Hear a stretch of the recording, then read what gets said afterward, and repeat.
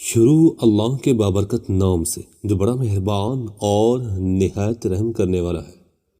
حضرت عائشہ رضی اللہ عنہ کہتی ہیں کہ رسول صلی اللہ علیہ وسلم نے فرمایا، تمہاری اولاد تمہارے لیے اللہ کی طرف سے عطیہ ہے، جسے چاہتا ہے بیٹیاں عطا کرتا ہے وہ رب، اور جسے چاہتا ہے بیٹے عطا کرتا ہے۔ تو جب تمہیں ضرورت ہو تو یہ اولاد اور ان کا مال تمہارے لیے ہے، وہ رب فرماتا ہے۔ حضرت عدی بن عدی الکندی رضی اللہ عنہ اپنے والد سے مرفوعاً بیان کرتے ہیں کہ عورتوں سے ان کی شادی کے بارے میں اشارتاً پوچھ لیا کرو۔ عدی رضی اللہ عنہ نے کہا، اے اللہ کے رسول، کنواری لڑکی شرم محسوس کرتی ہے۔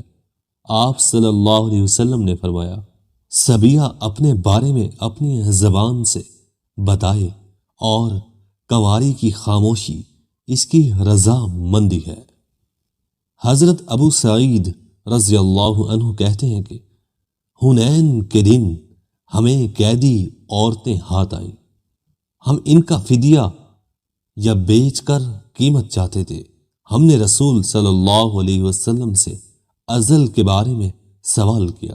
آپ نے فرمایا، جو چاہو کرو، اللہ تعالیٰ نے جو فیصلہ کر لیا ہے وہ ہو کر رہے گا، کیونکہ پانی کے ہر قطرے سے بچہ پیدا نہیں ہوتا۔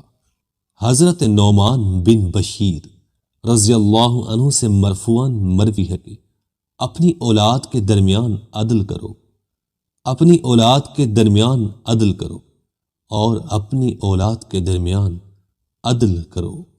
مزید ایسی اچھی ویڈیوز دیکھنے کے لیے ہمارے چینل کو سبسکرائب لازمی کیجیے گا۔